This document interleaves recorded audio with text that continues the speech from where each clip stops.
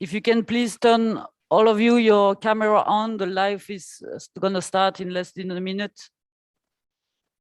Thank you.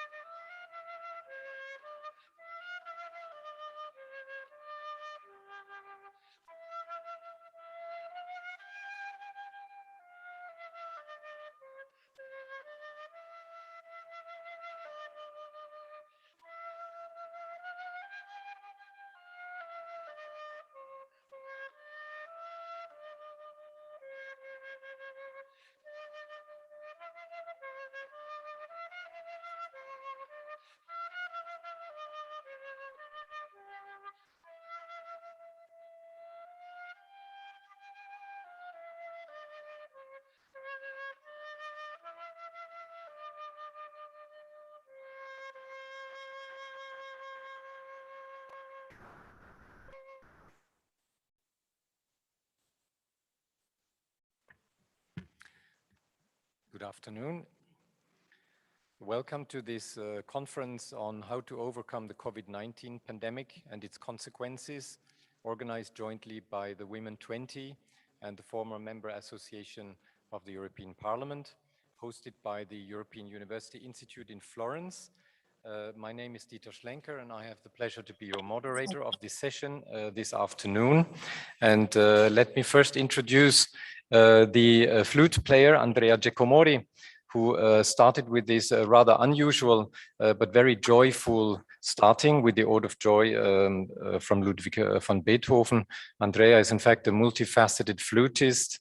He deals with classical and contemporary music.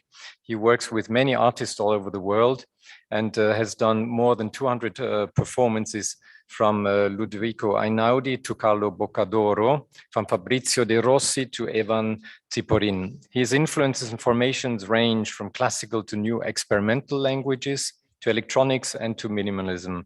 He has been dedicating himself for some time to new contemporary music.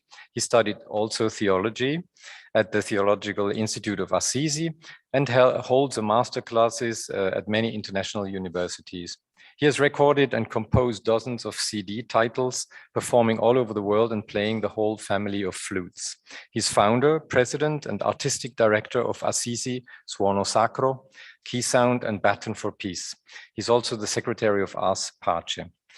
So welcoming you to this afternoon debate, I would like to give the floor to our host, Marco Del Panta, who's the Secretary General of the European University Institute. He has been appointed in June 2020 and took up his position in January 2021.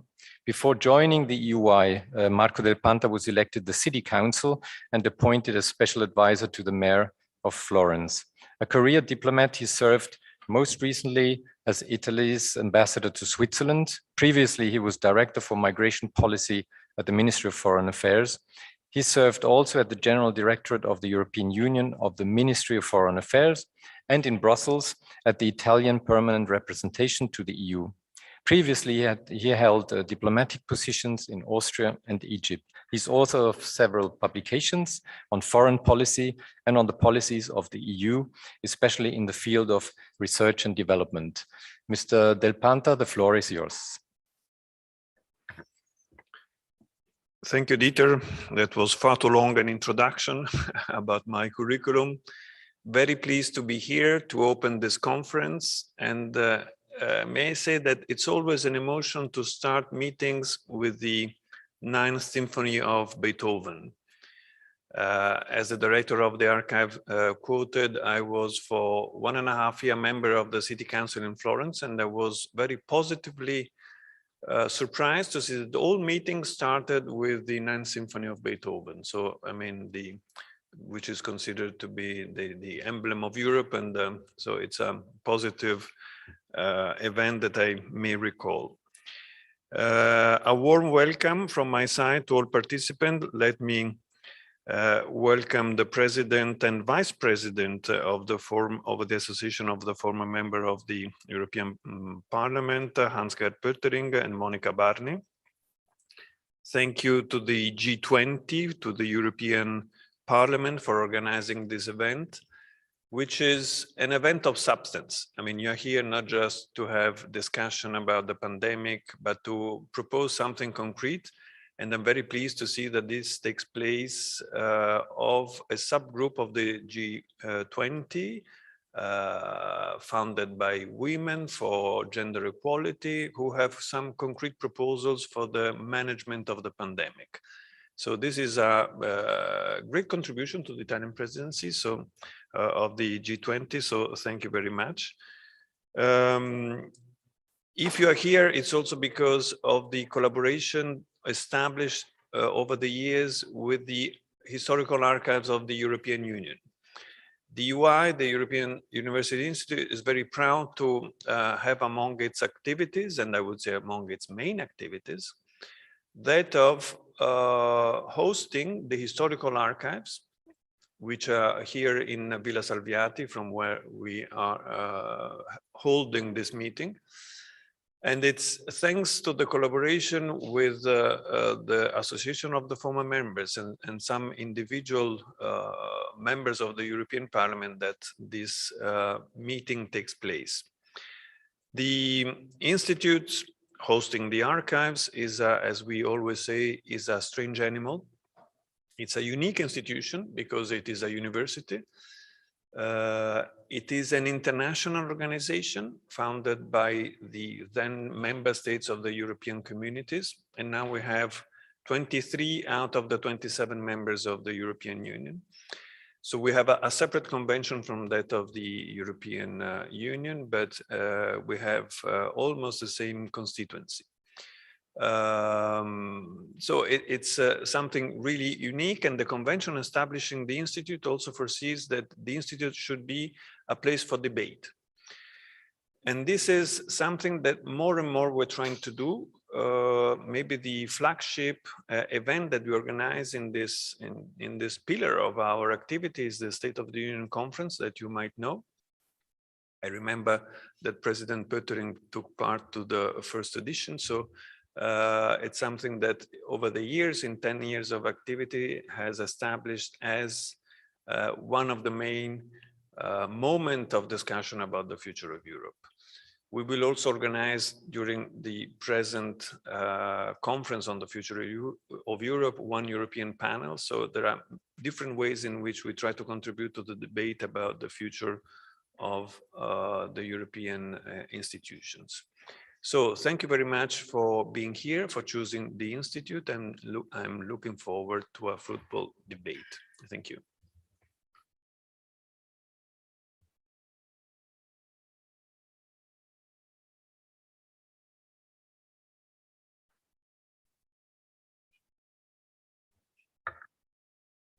Thank you very much, Marco, for this welcome to the participants. Let me just add a few words from the side of the archives, how pleased we are to co-host this event today. We have a long-standing cooperation, particularly with the former members' associations, that stretches from joint seminars, conferences, workshops, audio recordings of oral history programs. So we've been together in these past years, also an education program that we run together, a very tight, a very close cooperation. And let me also mention that obviously the historical archives of the European Union also preserves and makes accessible to the public the history of gender policies and women equality measures and policies of the EU. And we've done already together various seminars on highlighting the contributions of the mothers of Europe, Simone Veil, Nicole Fontaine, and just citing, for example, Fabrizia Baduel-Glorioso, the first woman president of the EU institution at the time at the Economic and Social Committee of the EU.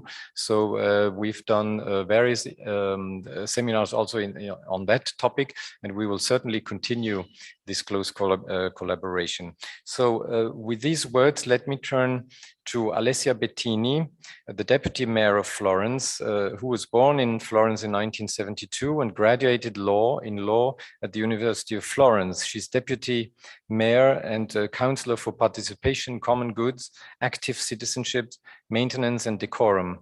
In 2014, she was Councillor for the Environment, Public Hygiene, Urban Decorum, Participation and Delegation to the Civil Protection at the City of Florence, a role that she held with a remarkable commitment for the environmental issues. So I give the floor to Mrs. Bettini.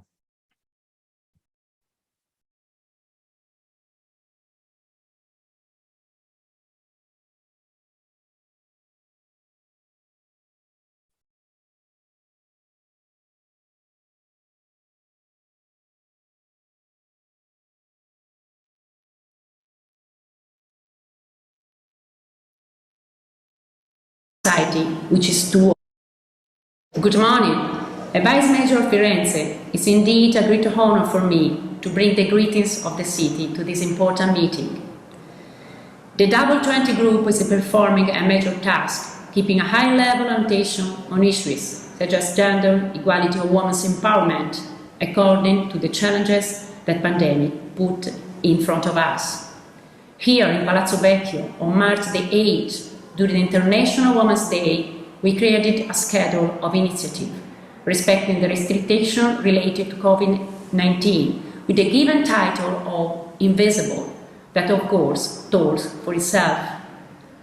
We really wanted to switch on the spotlight over the role of women in our society, which is too often taken for granted. It was an opportunity to recall how the crisis related to the health emergency has been felt more severely and dramatically by women. The statistics say it. We read it in the press. The pandemic increased the gender gap, highlighting disparities that women were already experiencing. It's more complicated to ask help when there is violence and abuse that are sadly increasing within the domestic wars. It's more complicated to reconcile work and life, demanding schedules. Pretty often, women are the ones who pay the highest price when there are social and economic problems. But they are also the ones who most often make the most courageous choices, demonstrating vision and adaptability. A value system that a woman, which should be taken a model for a new leadership based on kindness, and cooperation, which is the key to facing the challenges of the future. because we have learned a great lesson from the pandemic. We can only emerge from crisis together.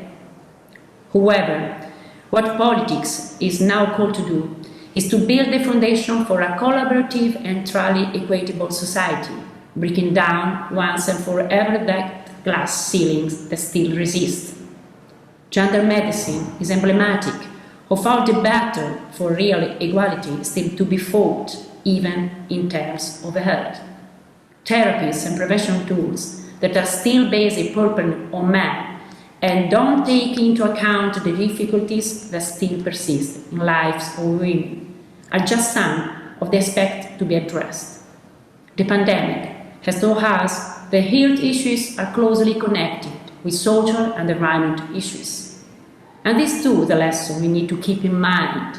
At every level of public affairs and politics, we are part of a whole system. We are a we. And this is the moment to invade the big plane necessary to face increasingly complicated challenges. We are proud that our city and the European University Institute host this event. I'm convinced that thanks to so much important debates as this one, we can finally find the right answer for a real restart. For this reason, I can wholly appreciate that a step forward in the field of these issues will be put down on a paper in a document that will bear the name of Firenze. Thank you. I would like to thank the Deputy Mayor of Florence, Alessia Bettini, who recorded this contribution. And I would now like to pass over to the opening of this debate. And I'm really very much pleased to welcome Elena Bonetti, the Minister of Equal Opportunities and Family of Italy, who is not only Minister in the Italian government, but also Associate Professor of Mathematics at the University of Milan. Okay. We just learned in this moment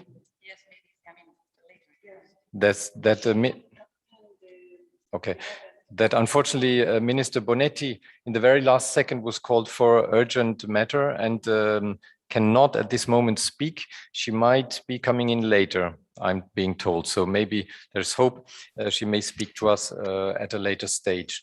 So I then turn to Hans-Gert Pöttering, who is definitely with us. I see him on the screen.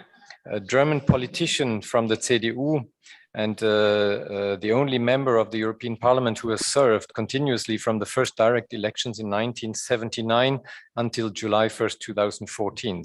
35 years of uninterrupted membership at the European Parliament. There he held a number of leading positions at the European Parliament and within the European People's Party.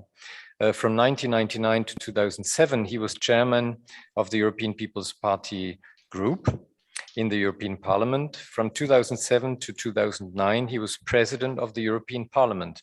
He initiated the House of European History, which was opened in Brussels in May 2017. He was also chairman of the Konrad Adenauer Stiftung from 2010 to 2018 and is now president of the European Parliament former member associations. Dear Mr. Pöttering, the floor is yours. Thank you so much, Dieter Schlenker, for this very kind introduction. And I would have liked to welcome Minister Elena Bonetti. Hopefully she will join us later. Dear Head of Delegation and Sherpa of W20, Elvira Marasco and Martina Roveto. Dear Secretary General Marco Del Panta. Dear honorable guests and friends, if you allow me to say this. As President of the former Members European Parliament Association, let me congratulate the Vice President of our association, Dottoressa Monica Baldi, and Professoressa Flavia Franconi on the organization of this conference in cooperation with the group Women20 and the European University Institute in Florence. I wished I could be in Florence now. I am in the office of the former Members Association with the director Elisabetta Fonck in Brussels in our office here in Brussels. I would have preferred to be in Florence, but anyhow. Please allow me to greet my dear friend and colleague, former President of the European Parliament, Enrique Baron Crespo, and Mr. Dominic Ruiz de Veza, member of the European Parliament. And Dominic Ruiz de Veza is, you mentioned Dieter Schlenker, the House of European History, and Dominic Ruiz de Veza is one of the members of the board of the House of European History. Our association wants to congratulate the G20 for having agreed to include this new engagement group, Women20, in the official sphere, which focuses on gender equity and has a clear goal of reducing the gender employment gap by 25% by 2025. We are eager, as former members of the European Parliament, to support this initiative, and we strive for future closer and continued cooperation. All over the world, parliamentarians, and in particular women parliamentarians, not only play a key role in defending women's interests and needs on the political scene, ensuring that parliaments produce gender-responsive policy outcomes. I can proudly say, as former President of the European Parliament, that the European Parliament, that this institution has always been very active and regularly adopts own initiative reports on gender issues. In a recent resolution, the members of the European Parliament expressed concern with the backlash in some EU countries and the risk that gender equality could further slip down their agenda. Parliament also adopted a resolution on the gender perspective in the COVID-19 crisis and post-crisis period, addressing the harmful gendered and intersectional impacts of the pandemic and setting out recommendations for overcoming them. Following the COVID-19 crisis and in response to the new needs and priorities, the MFF and the EU's overall budget were substantially revised with the creation of a new and ambitious EU4 Health program with a budget well over 11 times larger than that of the previous EU Health program.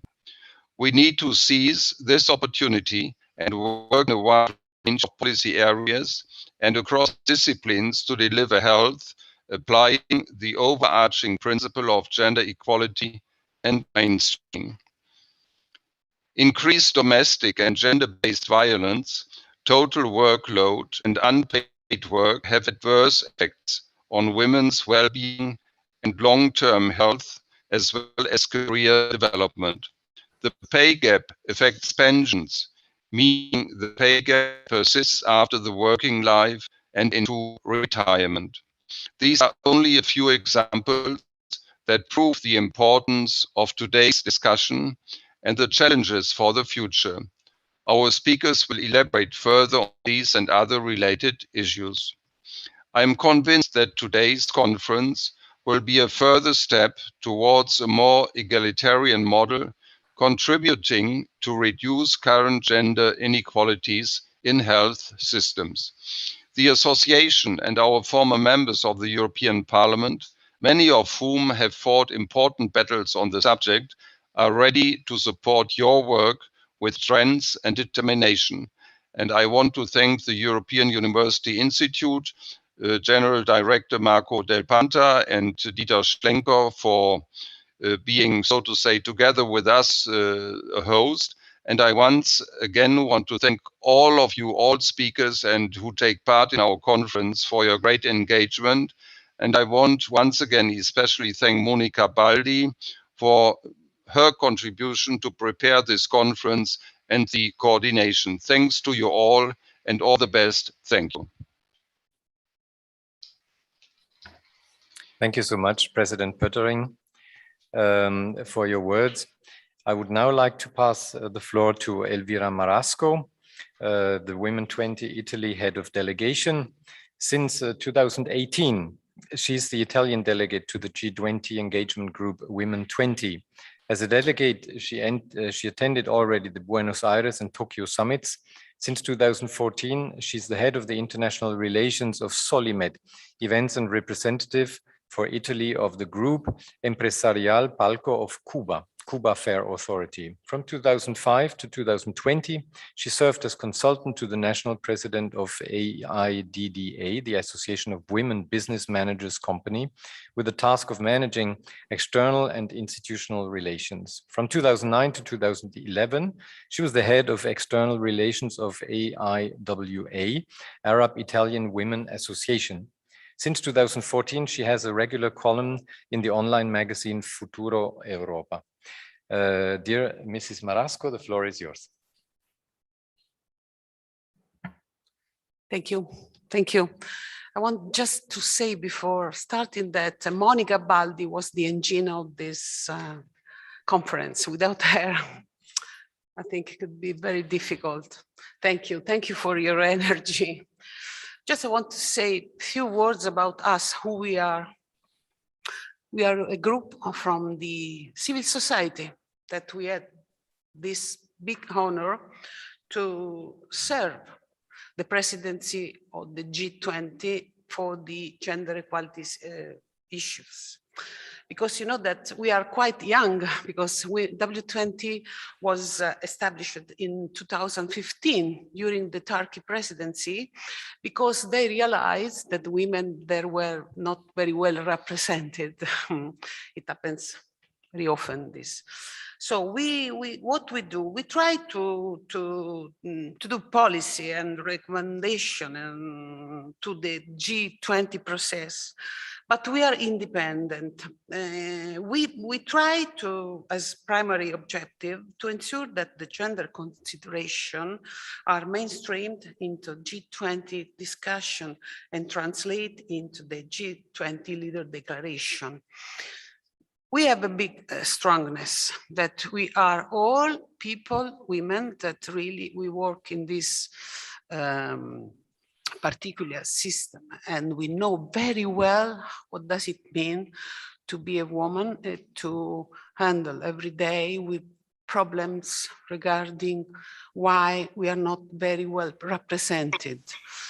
Me, I am not very young anymore, but I want to do something different for my son, for my children. My children, now they are old like me, almost.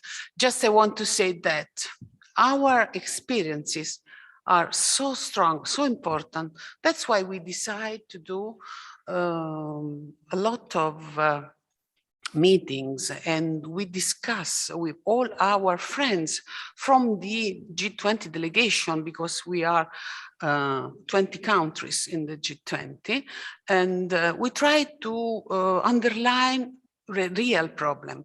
We don't want just to have words, we want to do example. And really, we had the fortune, the lucky to meet people like Professoressa Franconi.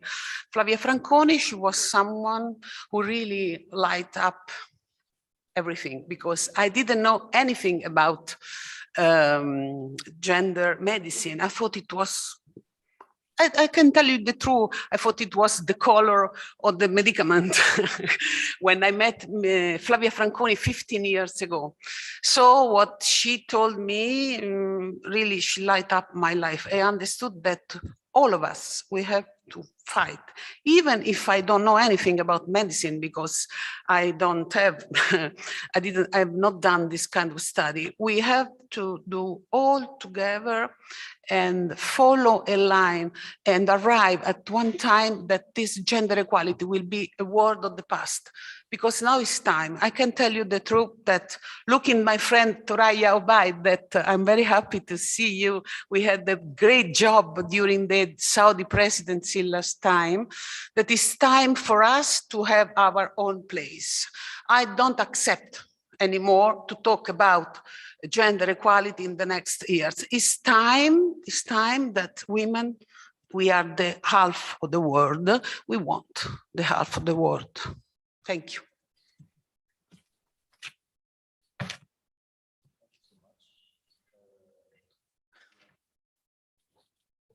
Thank you so much, President Marasco, for your opening words. I would like to pass now to Martina Roveto, who's the Women20 Sherpa. She's an independent sustainability advisor and contract professor at LUMSA University in Rome and at the 24 Ore Business School. She supported Amnesty International as corporate responsibility expert, and since 2016, she's the co-founder and honorary president of Young Women Network. Martina is the Sherpa and spokesperson of Women20 for the 2021 G20 presidency. In 2020, Startup Italy nominated her as one of the 1,000 women changing Italy, thanks to her social commitment.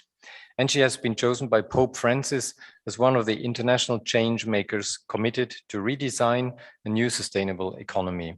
She also did a TED Talk at TED Catania in 2019. Please, Martina, the floor is yours. Thank you so much, distinguished guests, speakers, participants. Thank you so much. It's an honor being here on behalf of the W20.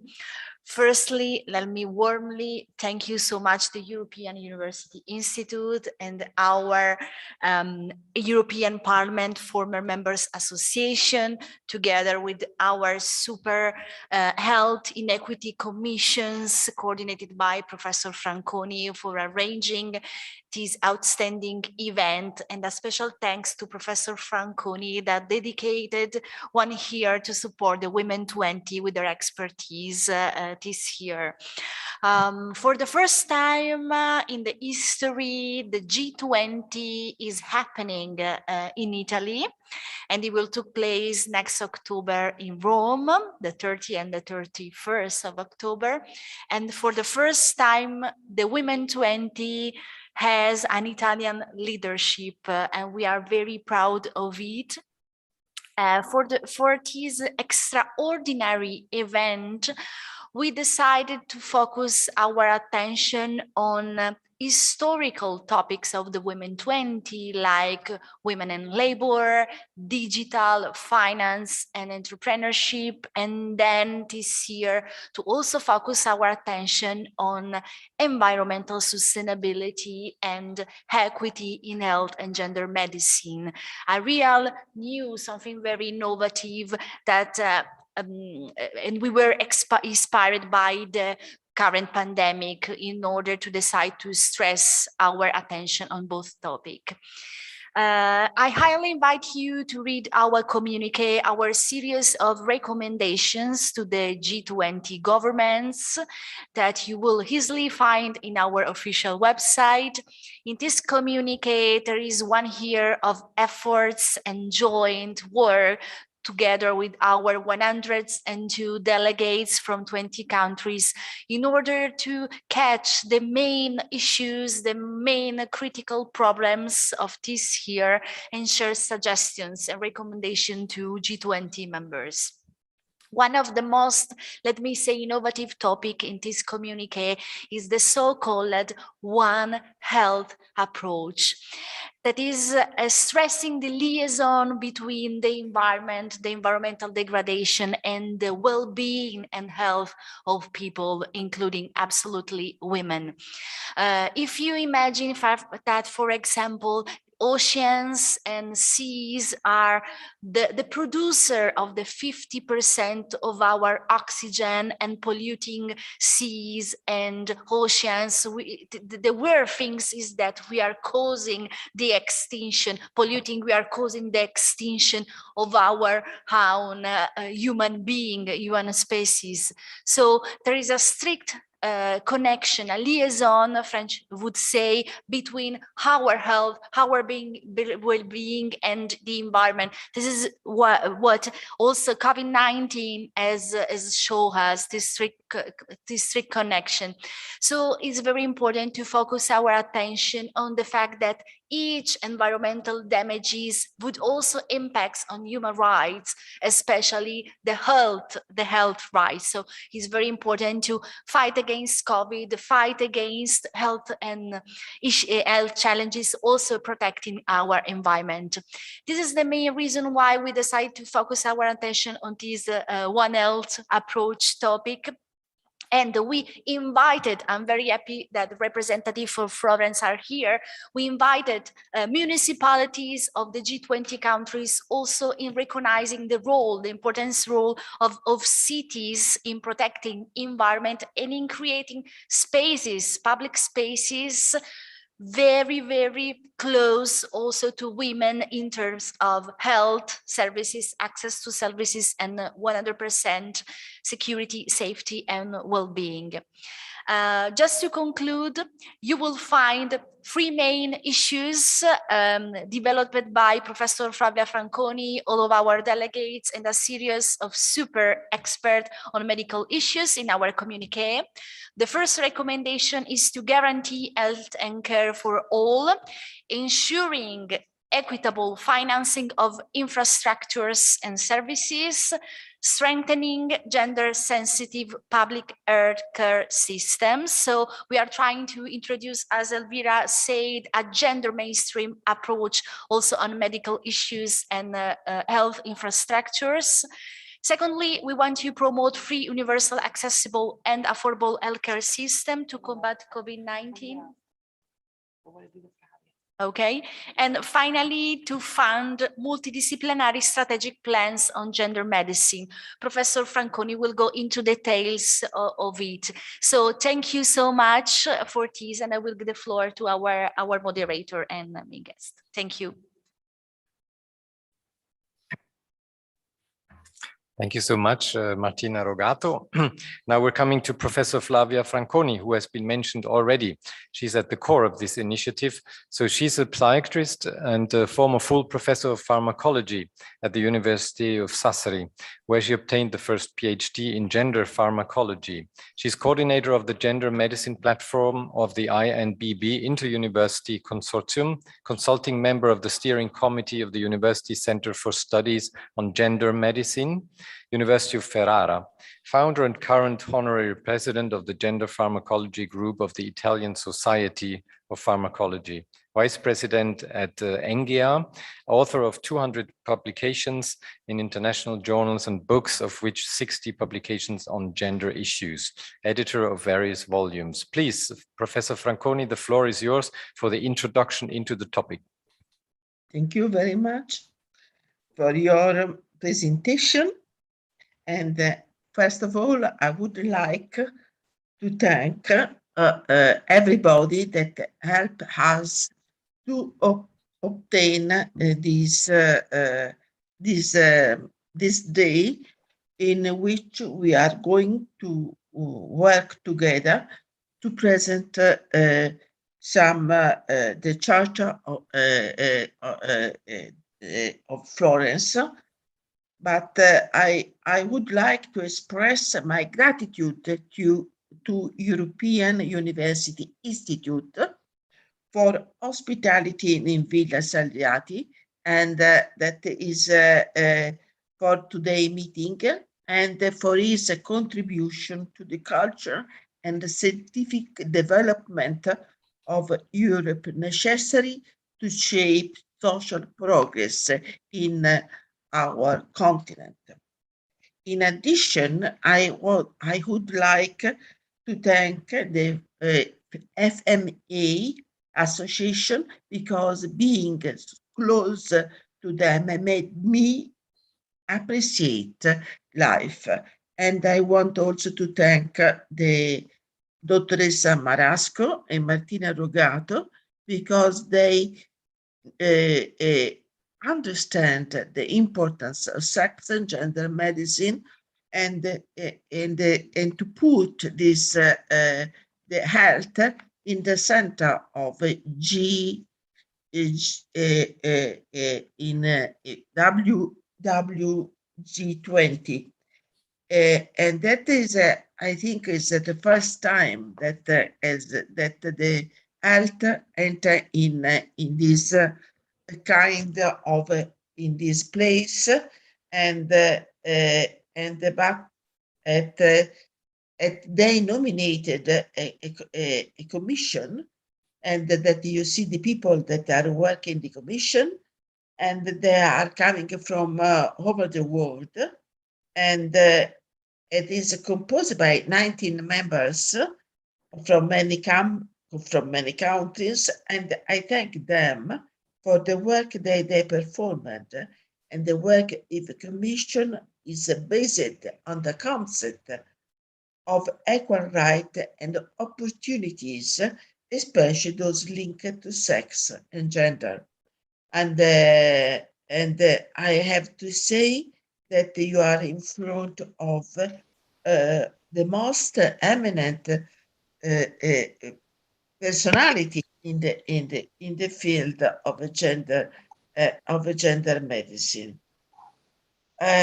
Going to the issue to this meeting, is evident that the COVID-19 and consequent isolation lockdown blew the importance of sex and gender in health and medicine. For example, lethality for COVID-19 is higher in men than in women. Vice versa, long COVID is more frequent in women than in men.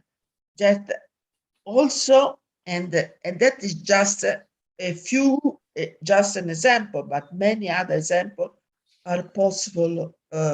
Are possible to do, and also the consequence of isolation lockdown diverge between men and women, and it is already evident that the direct and the indirect psychological and social effects of this pandemic are pervasive and could affect mental health now and in the future, for example. And regarding mental health, we also have a sexual dimorphism. For example, women experience more depression and men experience more anxiety. The impact, and this is a very important, I mean, that we have to make a special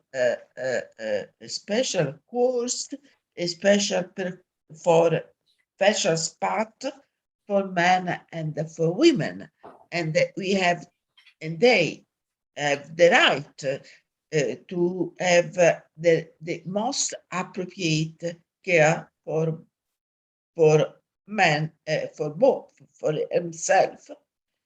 The impact of the economic crisis has been unequally distributed, with women, the young, and those with lower level of education bearing the brunt of the downturn in terms of job and earning losses.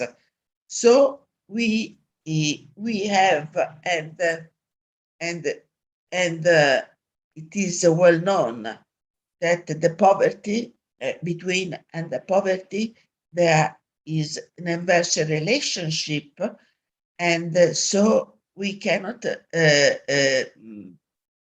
We have to take in our mind that health and medicine is not just a question of health system, but is a question that have to involve also the welfare system, because how you can combat the risk induced by poverty if you don't in the health, if you don't you have not a good connection between welfare and the health care system. And that is one point that is very important. Consequentially, all these things can be found if we have a right vision of the so-called gender medicine, that is not the medicine for the women, as many people believe, but is the the medicine and health for the person. For the person means that for the biological part, but also that have to consider the experience of a person have lived or are living. And I think that is the right first step to go versus equity in medicine, because gender medicine does not separate the right to the health from the other right, such as education, living in house, community, and working condition. And we want, I mean,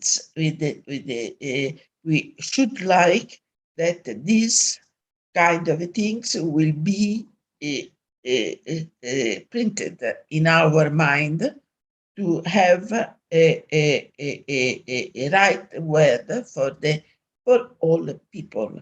And we try to do some recommendation that will present later in order to reach these goals. Thank you.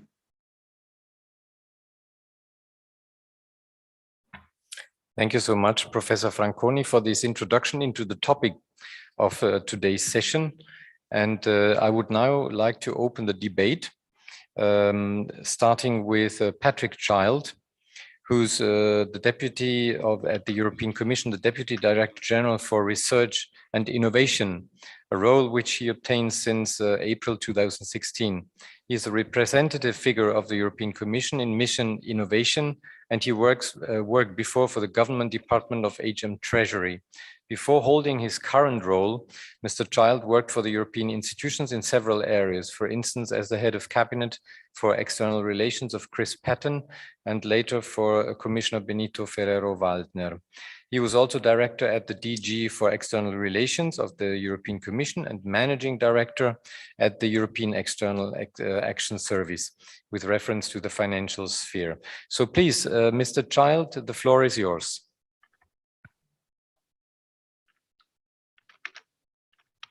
Thank you very much indeed, and I'm extremely grateful to the W20 Equity and Health Commission, the former Members Association of the European Parliament, and the European University Institute for giving me the opportunity to participate in this extremely important debate.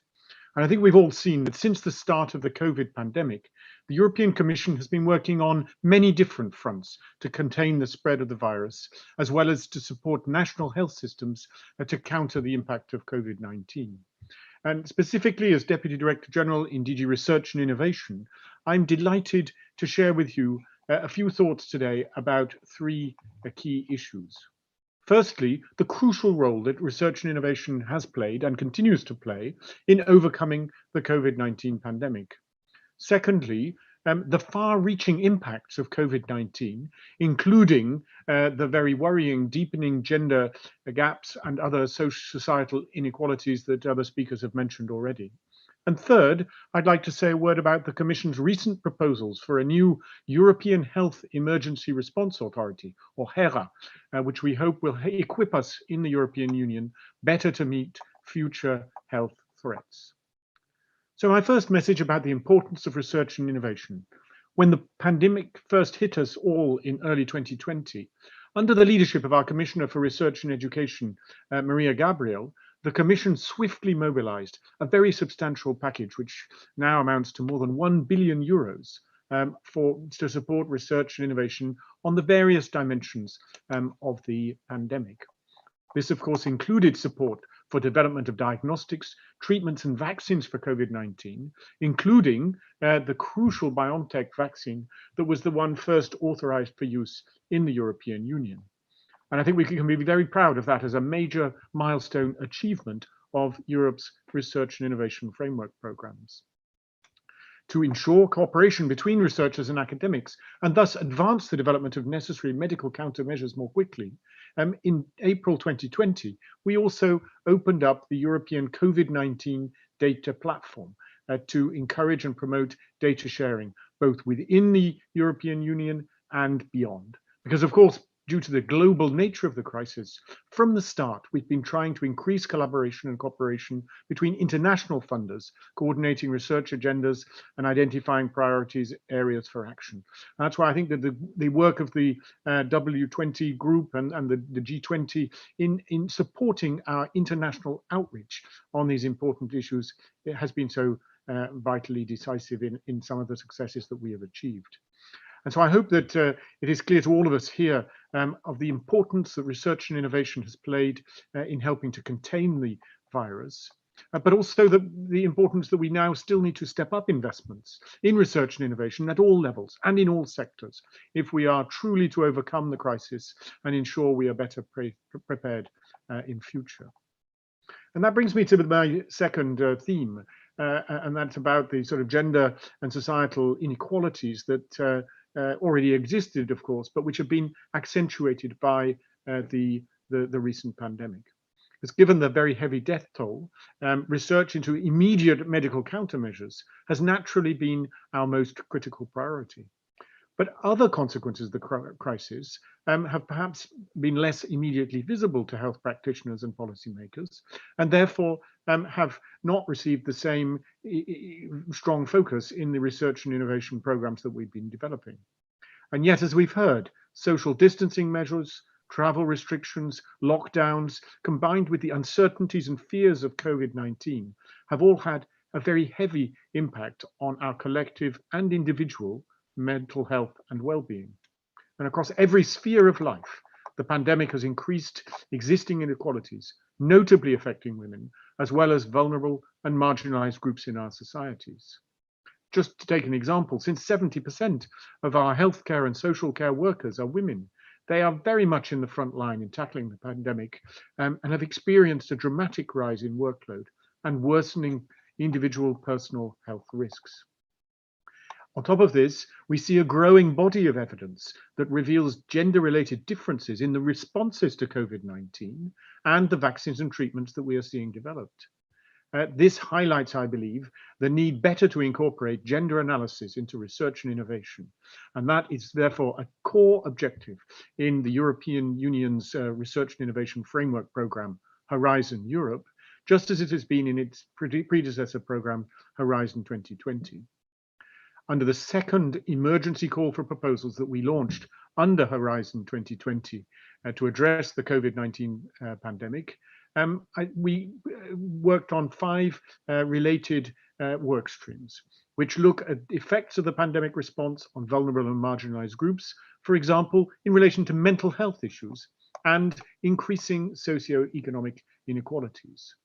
To mitigate specifically the negative effects of COVID-19 on women and girls, one of these projects, which is called Restire, seeks to find sustainable solutions to gendered inequalities and to strengthen societal resilience to outbreaks.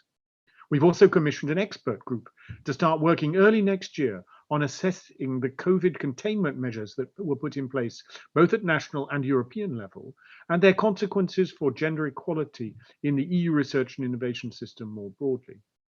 And we believe that a better and fairer consideration of gender aspects of the pandemic could significantly help in mitigating its longer-term socio-economic consequences and better inform future policies, which will help us to put in place an equitable recovery strategy. And this brings me to my third topic, which is about the longer-term commitments and structures that we believe are needed in order to ensure that we are better prepared in future to deal with the health crises which will inevitably follow. And that is why in the last few days, the European Commission has presented proposals which were strongly highlighted in the State of the European Union speech that President von der Leyen delivered last week in the European Parliament to create a European Health Emergency Response Authority, HERA.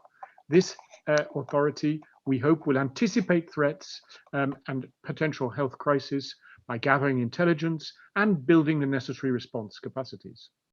We hope that with HERA, when an emergency hits, we will already have the necessary development, production, and distribution of medicines, vaccines, and other medical countermeasures, such as gloves and masks, that were often lacking during the first phases of the coronavirus response.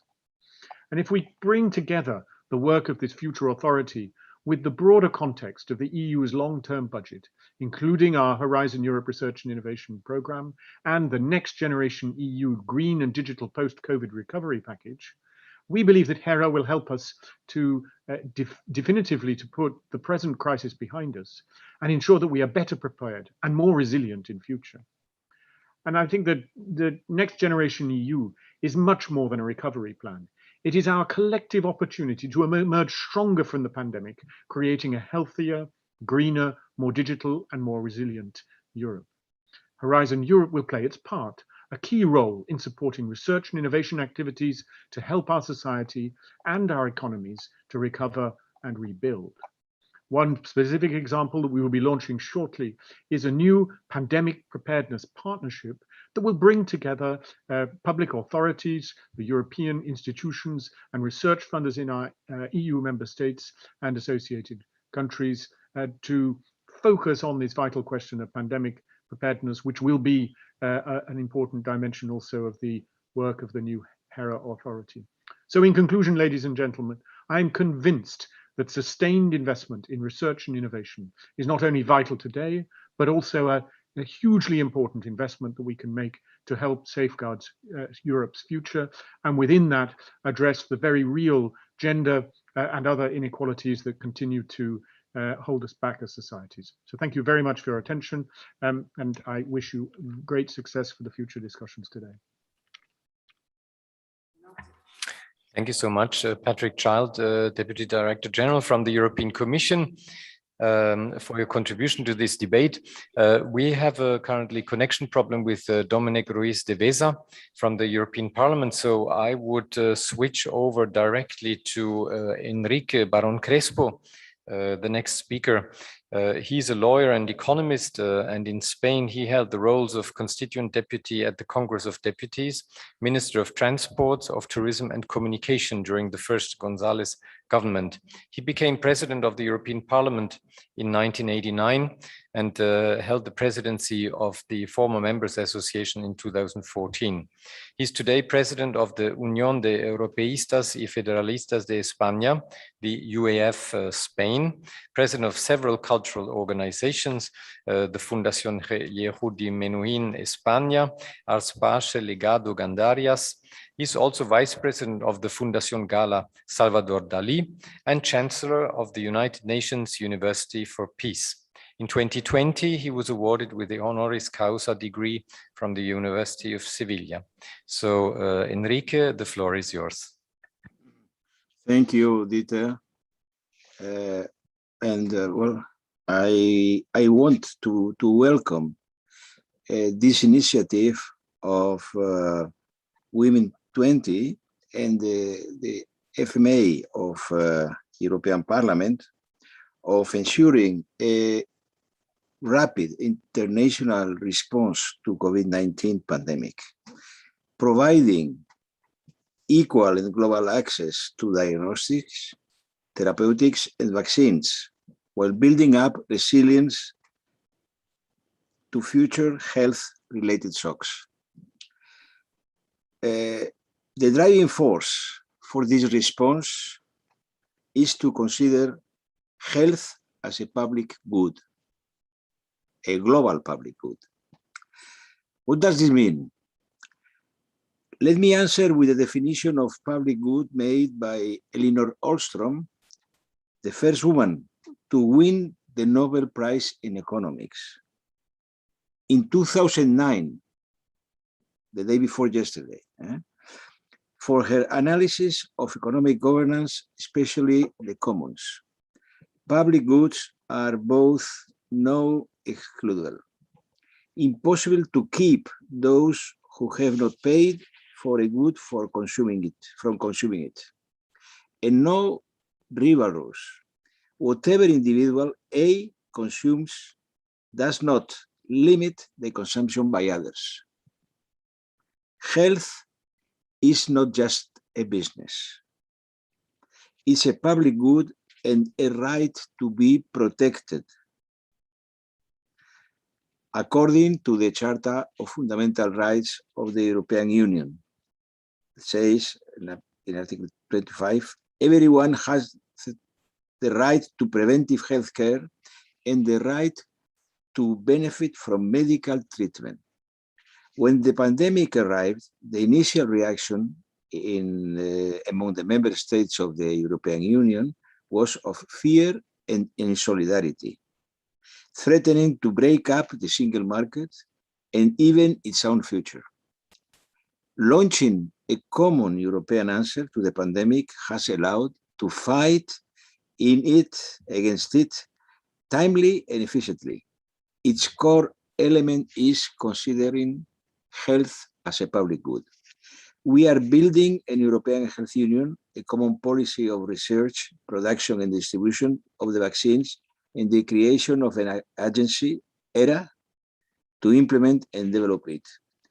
It's not by hazard that the president of the Commission, Ursula von der Leyen, is a woman and a doctor.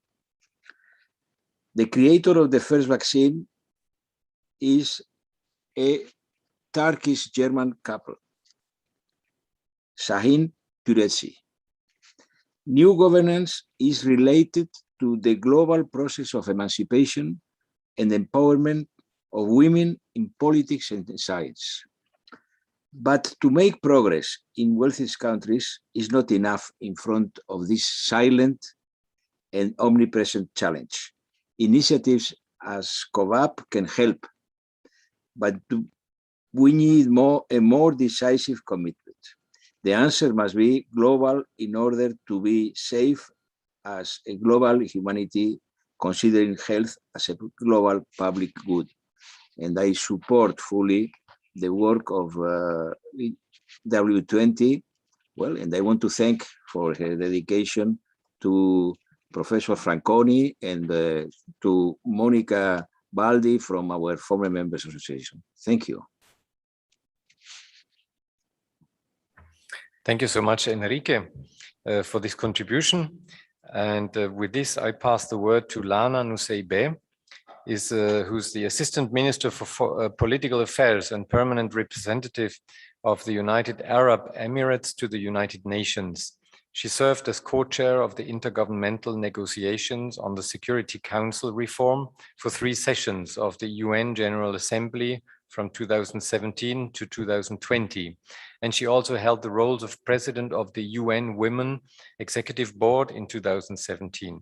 Co-facilitator at the ad hoc working group on the revitalization of the UN General Assembly for the 71st session of the General Assembly, and co-facilitator for the overall review of the implementation of the outcomes of the World Summit on the Information Society, the WSIS, in 2015. She's a member of the Board of Trustees of the Emirates Diplomatic Academy and serves on the advisory board of the London School of Economics Middle East Center. So, Mrs. Nuseibeh, Minister Nuseibeh, the floor is yours. Thank you very much.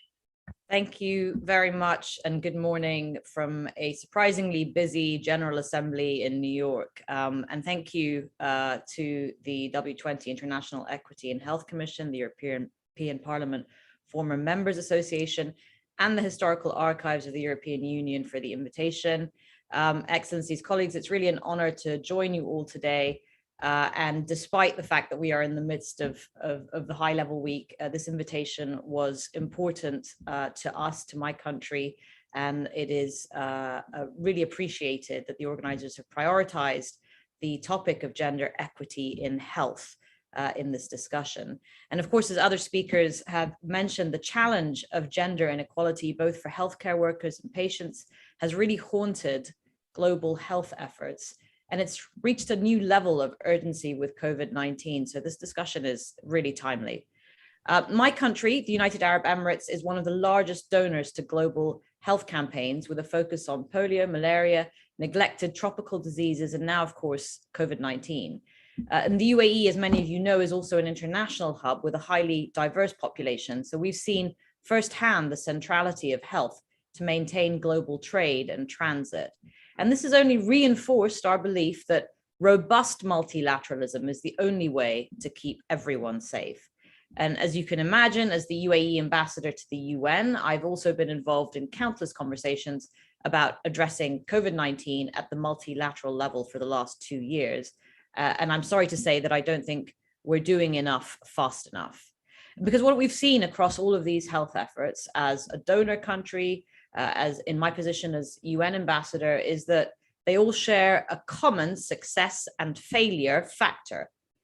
And that's simply put the role of women. Women are 70% of the healthcare force and are disproportionately impacted by health crises. They're the first to leave the job market or education, and they're the last to return.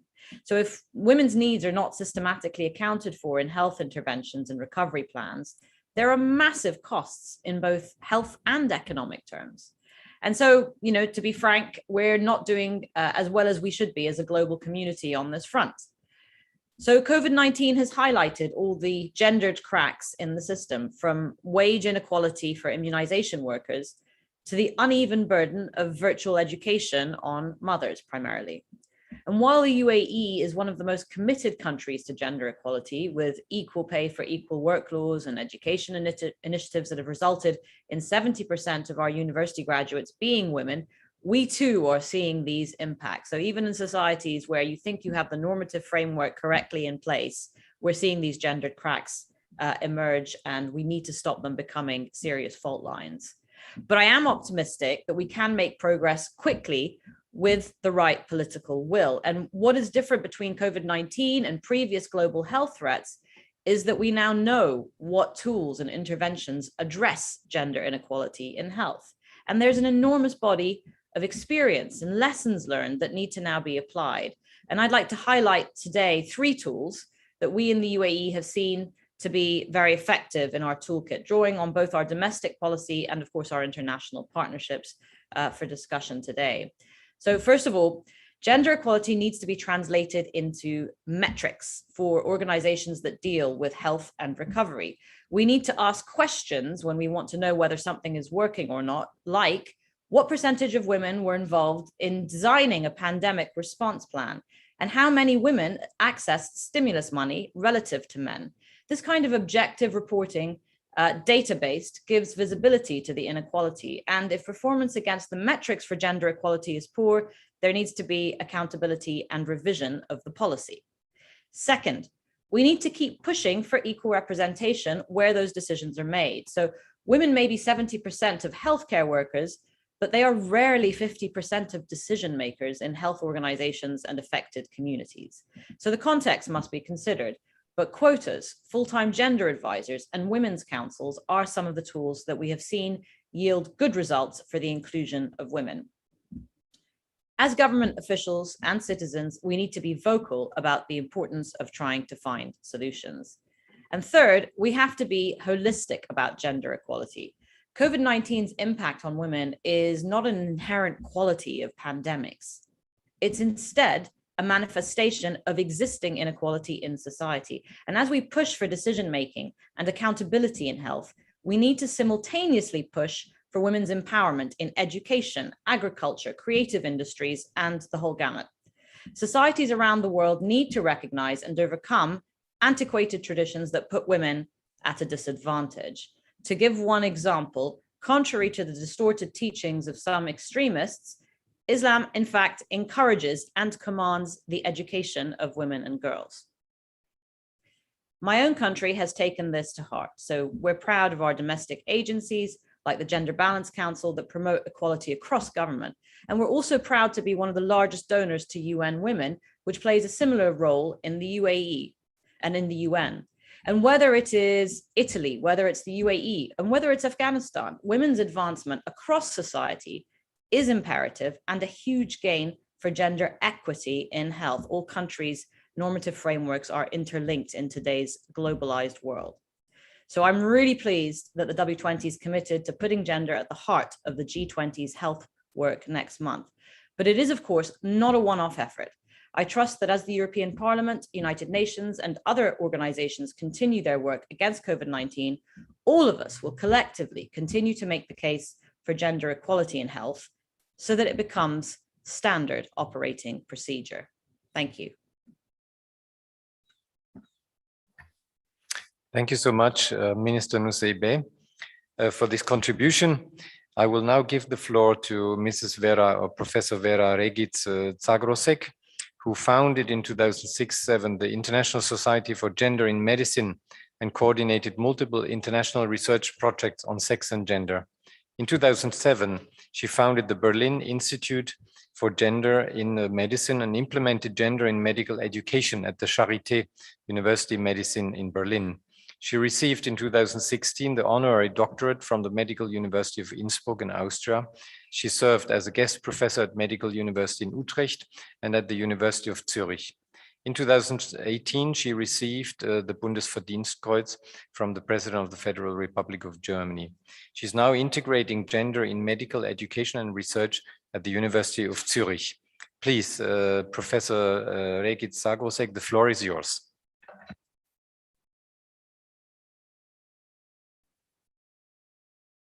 You have to unmute your microphone, please.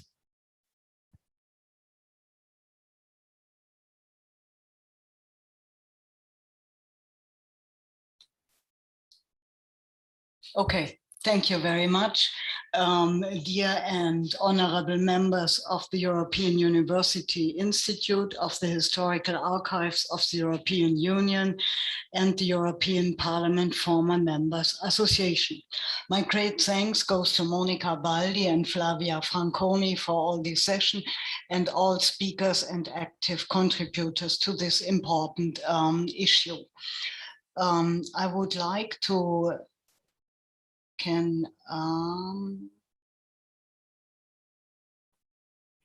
I hope you can see my slides. Let me point out that sex and gender is frequently neglected in the medical field. And also we have a lot of regulations considering the contribution and the participation of women. The reality in medicine is that sex and gender is not specifically analyzed. The COVID pandemic gave us an idea how to better implement sex and gender. And this came just by the fact that in the COVID pandemic, we had a significant disadvantage of men. This is the overmortality of men compared with women, threefold in the COVID pandemic, with the greatest difference at the age between 50 and 60. And this was like a shock in the societies, and a bigger discussion on sex and gender started. And issues that have been neglected earlier, that estrogen, for example, as well as testosterone in men, as well as female and male chromosomes, drive a lot of biological differences between women and men, became visible in the COVID pandemic. The same is true for coronary heart disease, for diabetes, for stroke, but it was never really taken serious.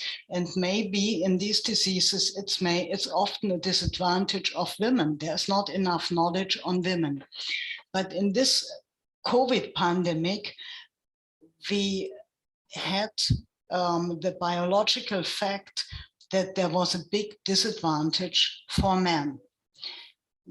Well, not only biological differences are important for diseases, also sociocultural differences play a major role. We know from a lot of studies that women are more careful and men have more risk-related behavior. We also know that the working conditions of women are frequently much poorer than those of men. And this statistic shows you that the number of women that got infected with COVID significantly increased after the lockdown in Switzerland, indicating that now the disadvantage of women became visible. Women are also still underrepresented in cardiovascular prevention, but this is not published in big studies. And it's very hard to get the fact of lack of prevention in women into cardiovascular guidelines. And one issue is that we don't have a very good definition of gender that works in all cultures. It's very hard to develop a common transcultural gender definition. Finally, sex and gender differences in long COVID. We did such a study on long COVID in Switzerland, and we found that women develop more long COVID than men. There are sex-specific and gender-specific protective factors in women, like pregnancy or childcare, in men, like contribution to household work. There are depression, stress at home, cardiovascular risk factors, and femininity that increase the risk of women. And there are factors that increase the risk of men, cardiovascular disease and obesity. But usually, sex and gender in COVID studies is not really analyzed. This shows you the sex distribution between women and men in clinical trials on vaccines. And this yellow area shows you the 45 to 55 percentage of women. These left from these areas are studies with underrepresentation of women. And it's obvious that most clinical trial of treatments had a severe underrepresentation of women, as well as observational studies had a severe underrepresentation of women. Moreover, there is a significant and inappropriate reporting on sex and gender differences. If you look on the publication of the major studies on COVID, you find almost never that there is a prospective plan to analyze sex and gender differences with appropriate statistics. There may be that the major results are broken down for sex, frequently with inadequate statistics, and usually the adverse effects are not broken down for sex at all. So this is a plea for a better integration of the needs of women and men in clinical medicine.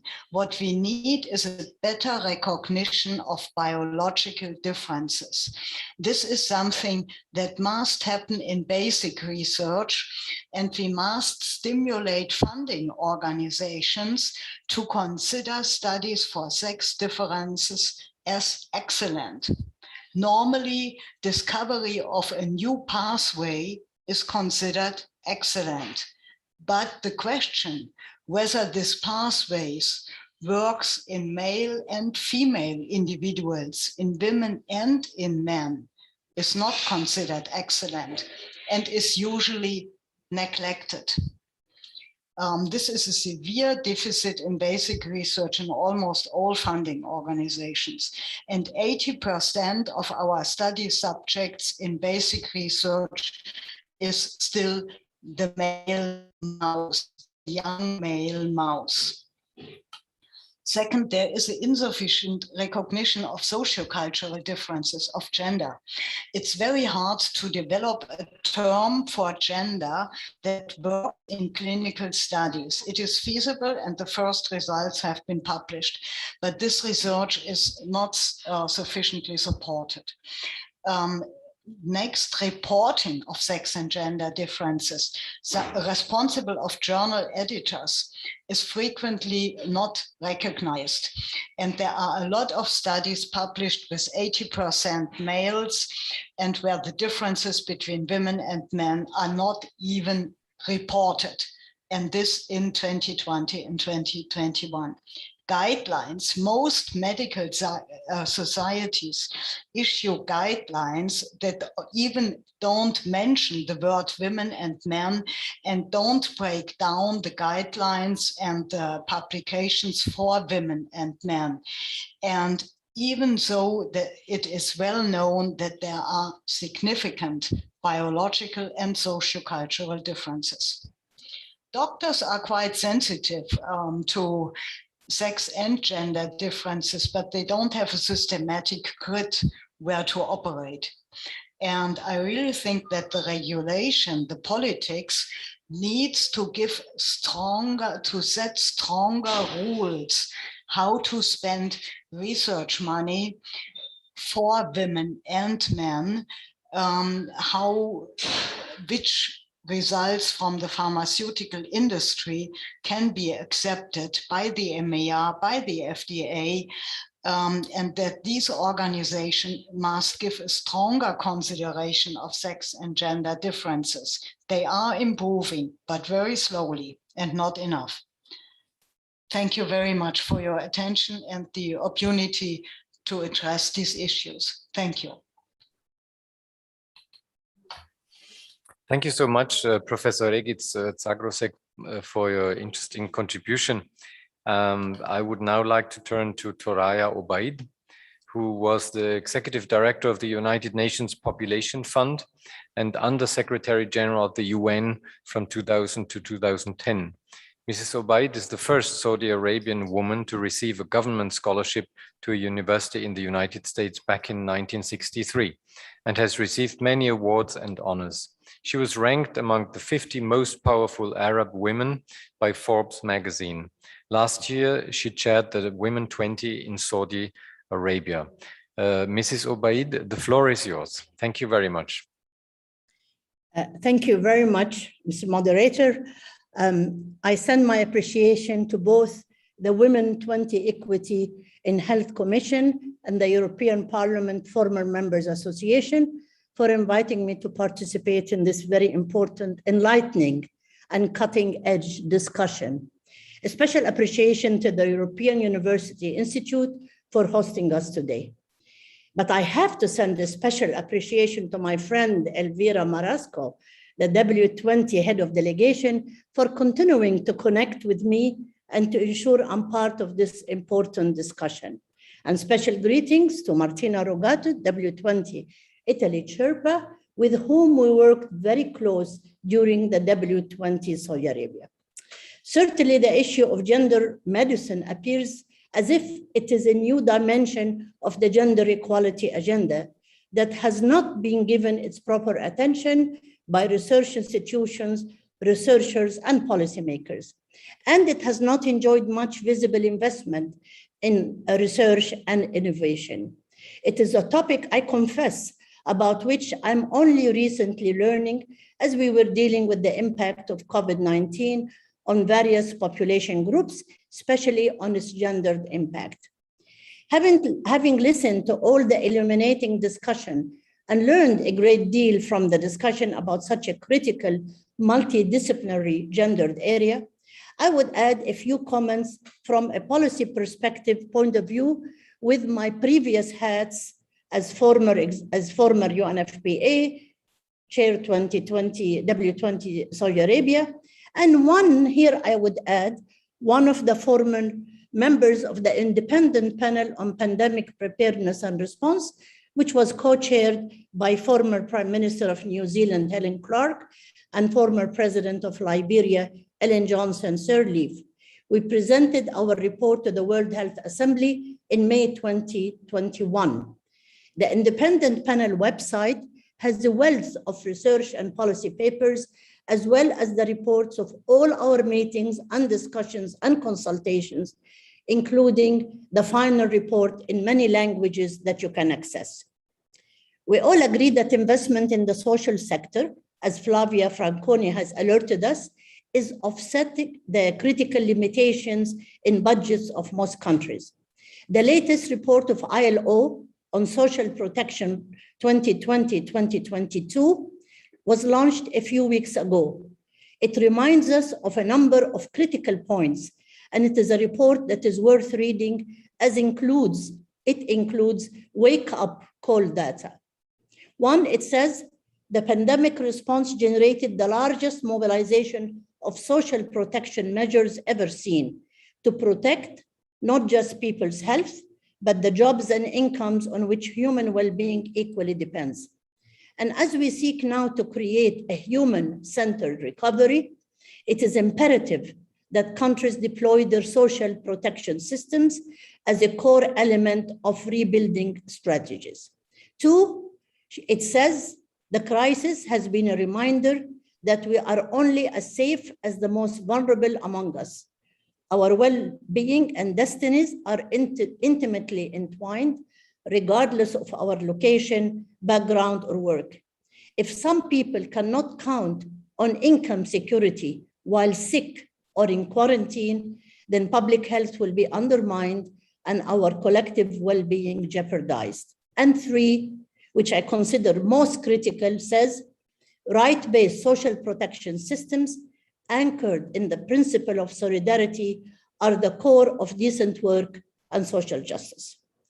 Basically, what we need to call for is a critical change in the thinking of financial institutions and ministries of finance in terms of their definitions of investment versus cost. Financing of the social sector and establishing social protection programs, including universal access to health services, should be regarded as public goods that require investments that respond to the rights of all individuals to decent life, living without the fear of poverty, illness, marginalization, or vulnerability, as Enrique Baron Crespo has emphasized just a few minutes ago. Investing in social protection schemes, including health for all with a gender perspective, is an investment in people, and that should be the focus of all governments and financial institutions. We speak a great deal about the human aspects of development, but the financial concepts and principles have not followed, and they must. We are beginning to see a light at the end of the tunnel, though some statements through some statements during the W20 Saudi Arabia. The most important one on investment in social sector is an investment in people was by managing director of the IMF, Kristalina Georgieva. And I'm following her in her speeches to see if such movement has taken base in IMF experts' thinking. This is an area where EU parliamentarians, present and past, can play a strong advocacy role. In addition, such advocacy can only become a reality when issues of pandemic preparedness and response are elevated to the heads of states and government, as the Independent Panel for Pandemic Preparedness and Response has recommended.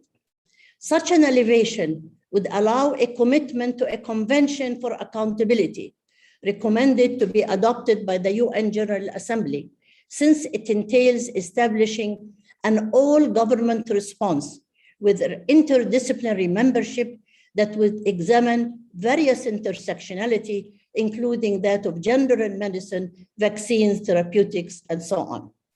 Without elevating issues of gender to the highest possible level, it often remains dormant or with less attention at lower levels, and thus with less investment.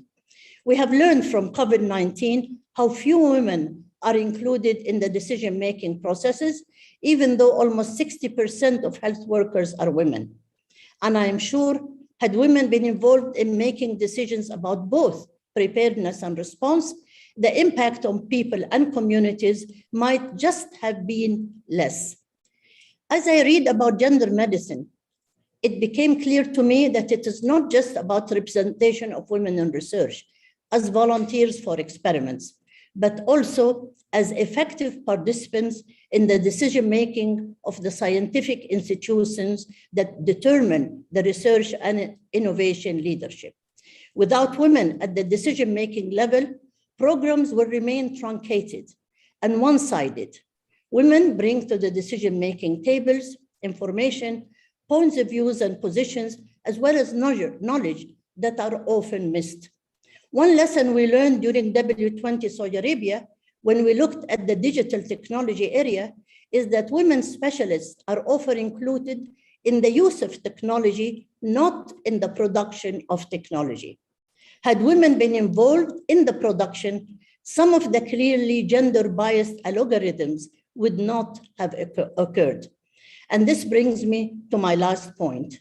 Women scientists should be essential members of the research teams that investigates the impact of diseases on women and men with a gender lens. This will allow them to bring a vision of justice into the research and its results, thus impacting more positively on women's health and well-being, as well as on men's health and well-being. I thank you. Thank you so much, Ms. Obeid, for this very encouraging contribution. And I turn now to the last speaker of the debate, Ms. Jessica Natalia Vijaya, who's the Director of International Economic and Peace Cooperation Asia Pacific region of the Universal Peace Federation. She's the founder of the Grandeur Center International, a humanitarian diplomacy organization based in Jakarta in Indonesia. She's the head delegation of the Women20 in the Japan, Saudi Arabia, and Italian presidencies. She owns a startup company which invented a smart city app named Ease. And with her experience in the Women20, she wrote a book, G20, The Golden Treasure, in 2020. Please, Mrs. Vijaya, the floor is yours. Thank you very much for the opportunity today. Good evening from Indonesia.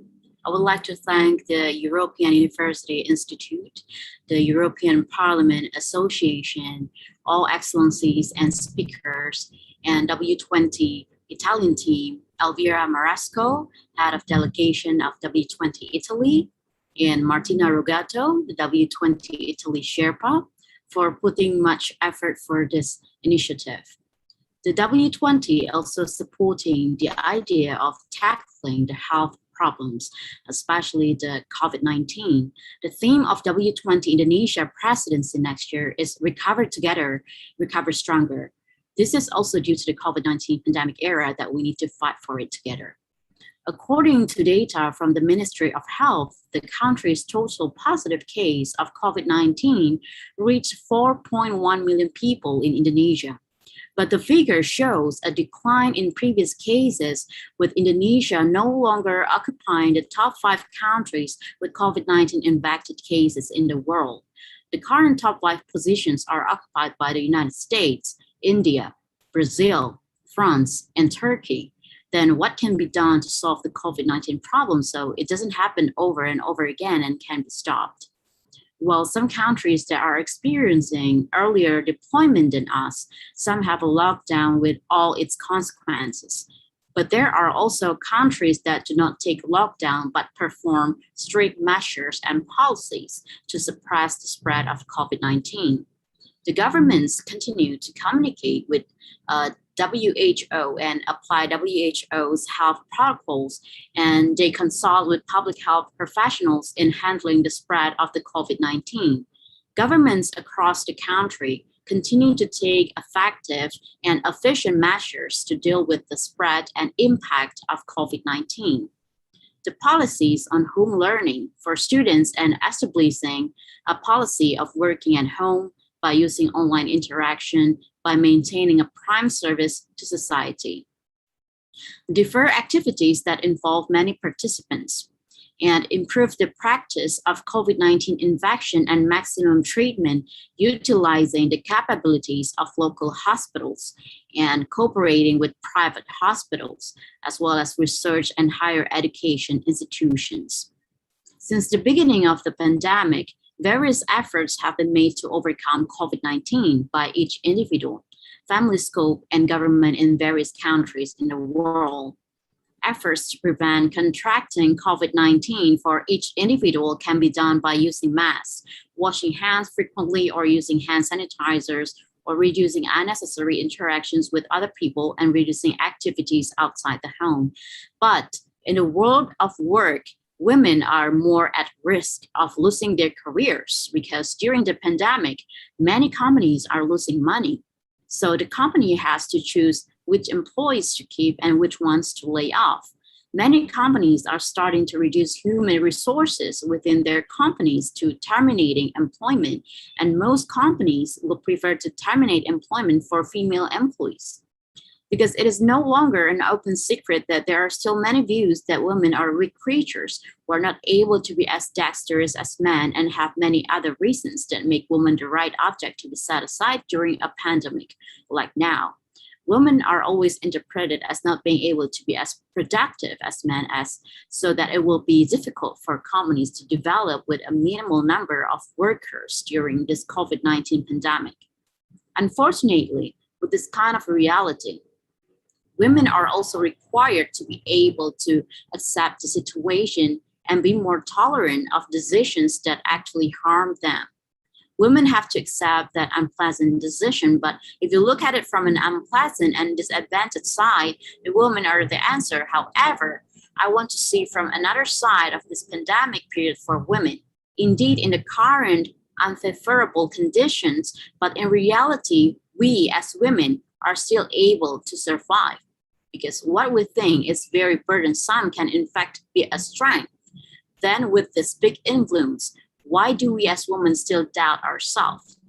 In fact, in the past years, many large-scale national decisions have been entrusted to women.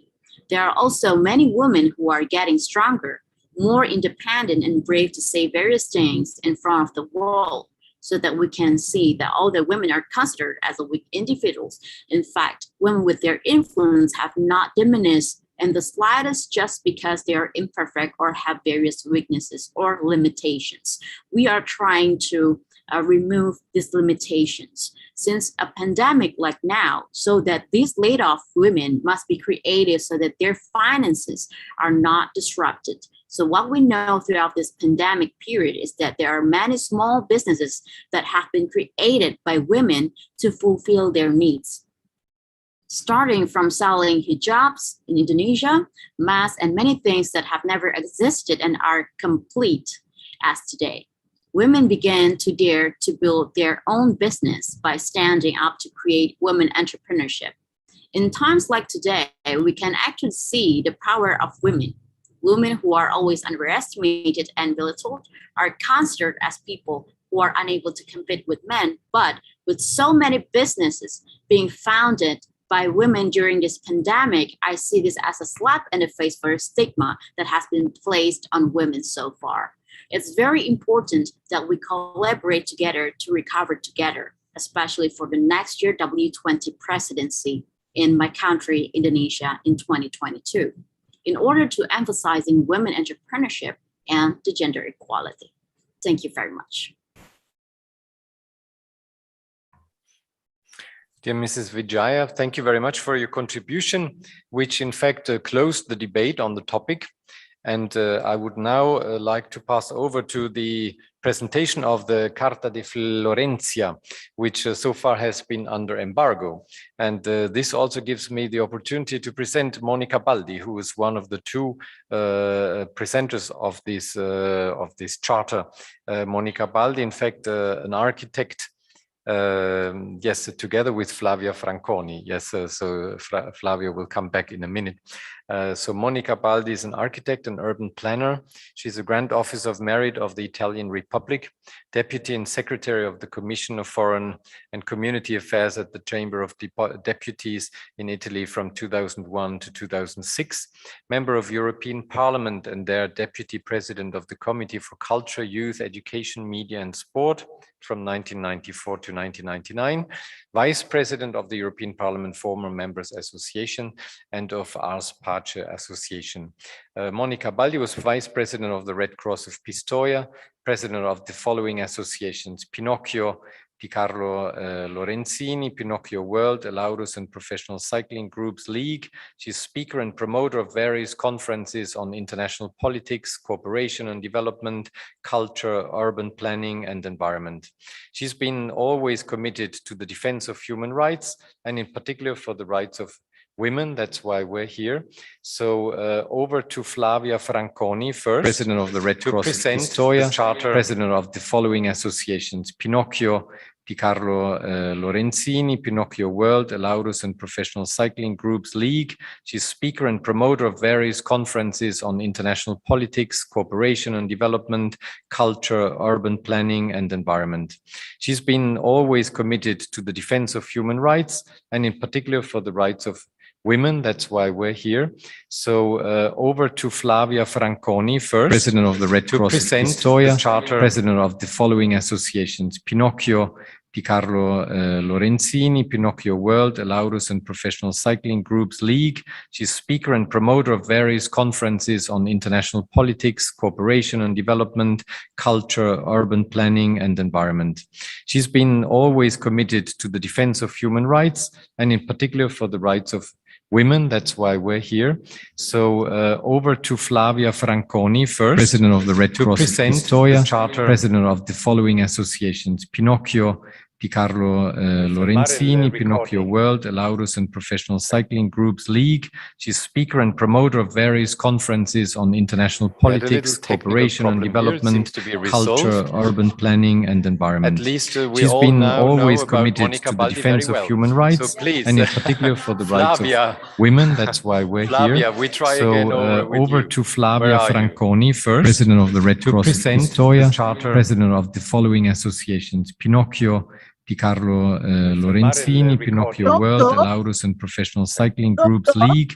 She's speaker and promoter of various conferences on international politics, cooperation and development, culture, urban planning and environment. At least she's been always committed to the defense of human rights and in particular for the... Ok, pronto? Pronto? Sì, tutto bene, vai. Think it's we are near to the end of this very interesting meeting, and now we are proposing the Charta di Florentia, and I want to say that only in this city and in this place where the most important one of the most important revolution of knowledge origin, the Charta di Florentia could take place. In fact, many centuries ago, science, technology, and art got married, and Galileo Galilei laid the foundation of scientific method in the discourses and the mathematical demonstration relating to the two new science. The Charta, the Charta of Florence was prepared to underline the decision makers are in front of the biggest experiment of history involving millions of people, and they have the occasion to design innovative policy if they have the ability to create a world where gender gaps are just memories. Can you press the arrow? Okay, thank you very much. That is the first point of a Charter of Florence. Undoubtedly, as you already listened by all of us, the COVID pandemic was create many crises, and one of these crises was on the healthcare service and the system, and it violently, let me say, brought to the surface many problems. One of these problems is the low financial support for prevention, because, as you know, the lethality of COVID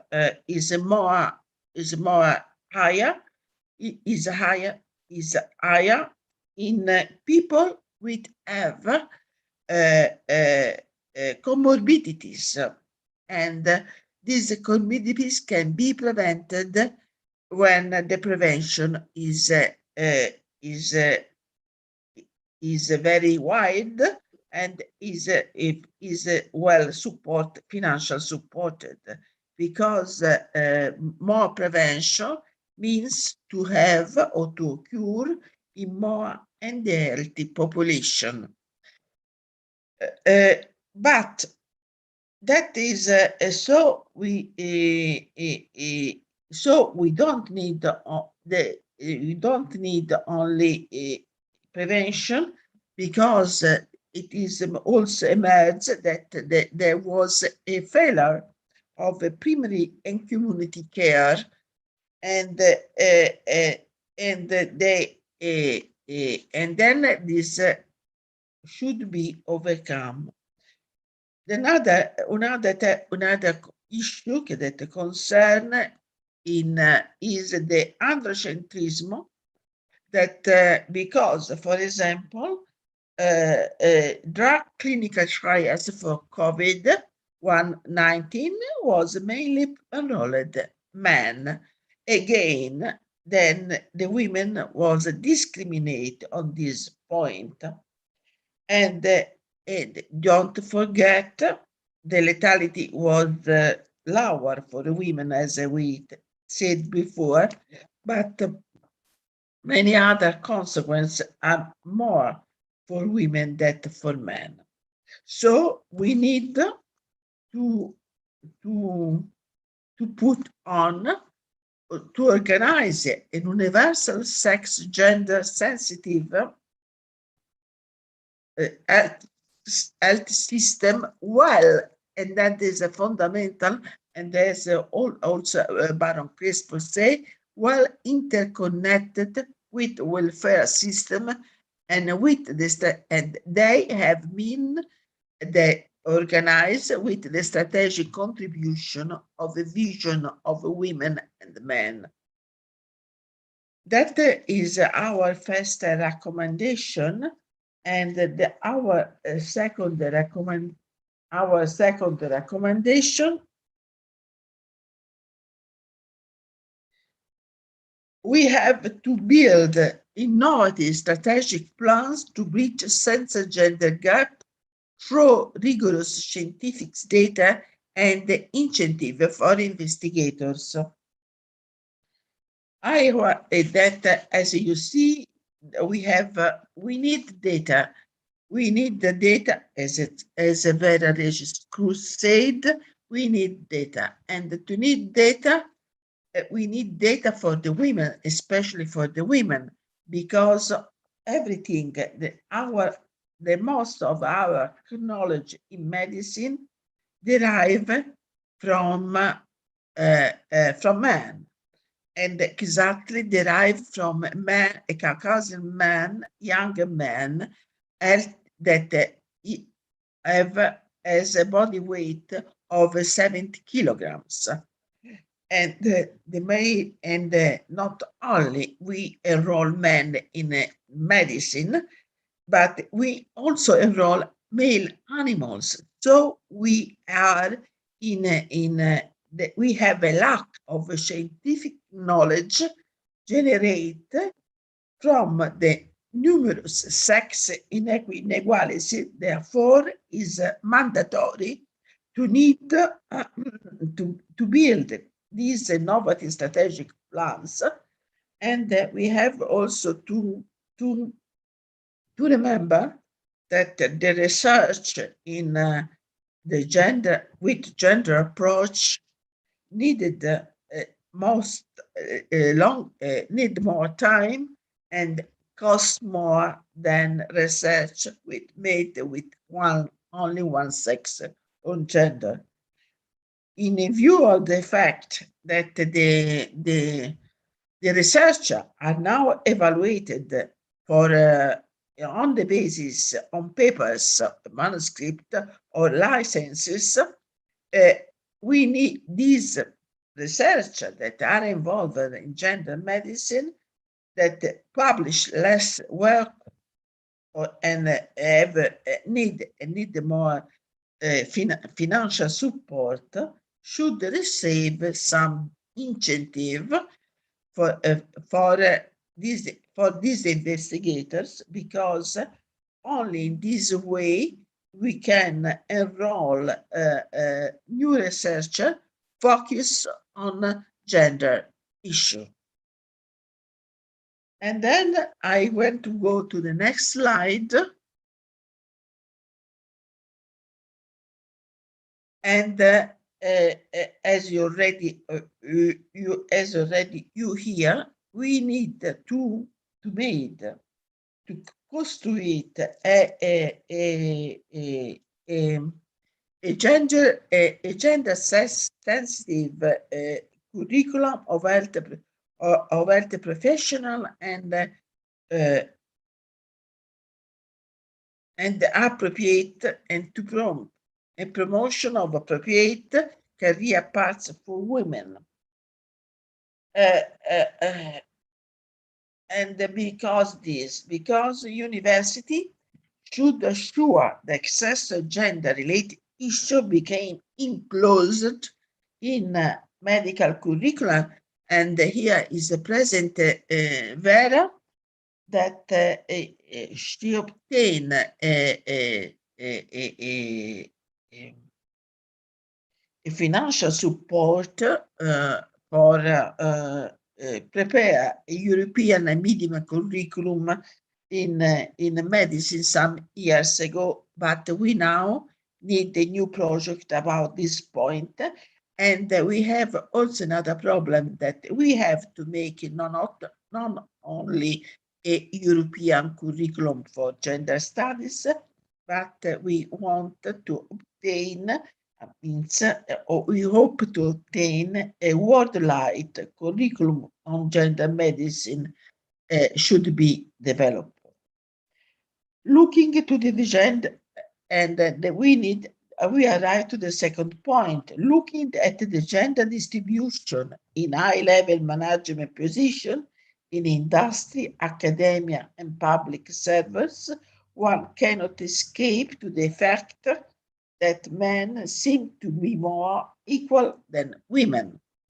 Therefore, a strategy should apply to close the gender gap, either through legislation and through raising awareness and training in the real world. However, the accumulation of small discrimination and specific problems that men do not experience on their career path serve to block women's progression up to career leader, such as these very small things: nursery school schedule related to mothers' working times, means of transport with timetable and routes adapted to the need of women. So again, we show that the need that the healthcare system need to have appropriate healthcare for women and for men. I want to say, need a profound new rules that is not only regard health, but health regard also welfare, transport, and something like that, that as you can see just in a few minutes. And another things that I have to say, that we have to be able to change mentality in order to cut the gender gap. Now I give the time to Monica.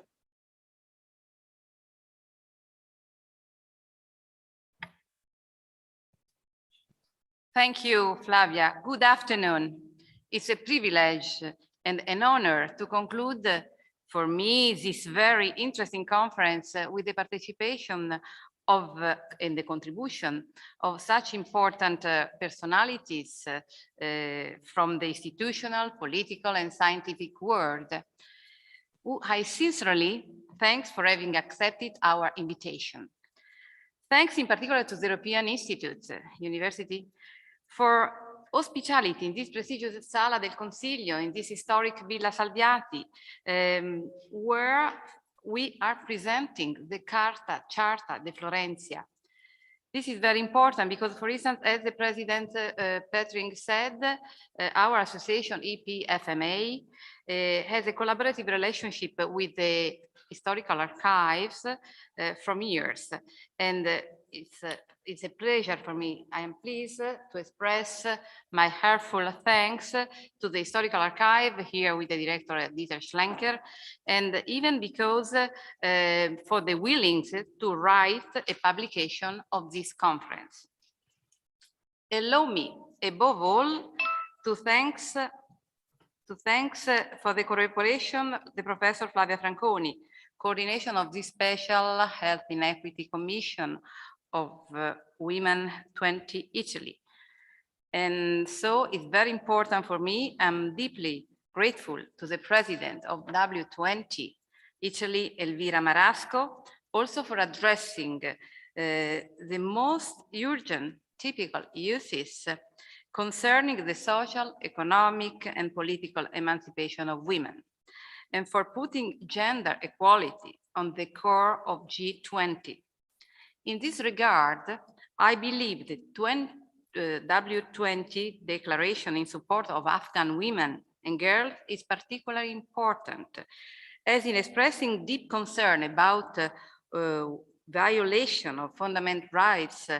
It calls on G20 leaders to actively contribute to establishing peace, stability, and human rights in the region, and to strengthen the Afghanistan's commitment to keep Afghan women and girls free from all forms of violence, as signatories to the Convention on the Elimination of All Forms of Discrimination Against Women. And precisely to express our strong and determined support for Afghan women, as Vice President of Ars Pace, together with the President Enrique Baron Crespo and Maestro Andrea Ceccomori, we felt it was important to be here in this context with our Into Peace, composed by Ceccomori, which will be played at the end of this conference, in front of the significant painting of Sofia Gandarias, A Blow to Civilization, to reaffirm the message of peace of art transmitted in Assisi. In fact, the painting is part of the Gandhara series, which we conference to the region with reference to the region of ancient origins between Pakistan and Afghanistan, where the terrifying demolition of Buddha took place in the spring of 2001. Show the decline of civilization and the silence of oppressed women. And the beautiful face, scarred, wounded, and bandaged, inspired the Greco-Romano Buddhist art, and the gun testified to the violence and the terrific destruction of the Buddha, which was a profound blow to the civilization. The Italian president of the G20 highlighted that the humanity is facing immense global challenges, with direct impacts on the life and well-being of the world population. And the G20, aware of its role, is strongly committed to the search for coordinated, equitable, and effective responsive, capable of laying the foundation for a better and sustainable future. The pandemic has caused damage which has affected us deeply, negatively affecting the health system, poverty rates, the brand of the global economy, climate change, and increasing inequalities. There is still a lot to do on a cultural and educational level, especially considering the phenomenon of feminicide and violence against women, which unfortunately has recently increased. Therefore, it is necessary to invest both economic and human resources in order to be able to face equitably and with the contribution of everyone, especially young people, even the challenge identified in the next generation European Union. To overcome this great health crisis, it is necessary to guarantee equity of care and to develop a gender medicine with a multidisciplinary and intersectional approach that places the person at the center. Among the factors that determine health and quality of life, urban settlements play an important role. The pandemic cannot and must not be fought and overcome only to return to what was our normality, because the world has inexorably changed and is the destination to change again. Just a year ago, we didn't know if we would have a safe and effective vaccine against COVID-19, underlined President Ursula von der Leyen last week in her speech in the State of the Union, stating that Europe is at the forefront by number of vaccination and investment to help even the most fragile countries and to speed up vaccination all over the world. To make sure that no virus will ever turn a local epidemic into a global pandemic, and because the European Union has innovative and scientific capabilities, President von der Leyen proposed a new health midness and resilience mission with an investment from Team Europe equal to 50 billion euros by 2027.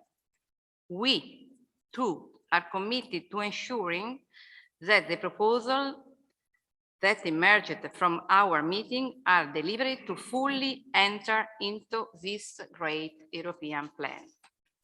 And therefore, we consider it is essential at the end of this fruitful conference to present the Charta di Florentia, the result of the Charta, the result of careful work carried out together with Professor Franconi, which sets forth the recommendation addressed to the G20 governments. So as Professor Franconi explained the 3 points, the first 3 points, I go through the other 3 points that they are very important because we want to explain exactly how it's important, what is our work in this field. The fourth recommendation is assess the consequence of budgetary measures on health according to gender approach. This approach of fiscal policy seeks to use a country's national and or local budget to resolve gender inequalities and to promote inclusive development. It involves how budgets have a different impact on men and women, which permit a new allocation and renewing policy to promote great gender equality. The fifth recommendation, go on.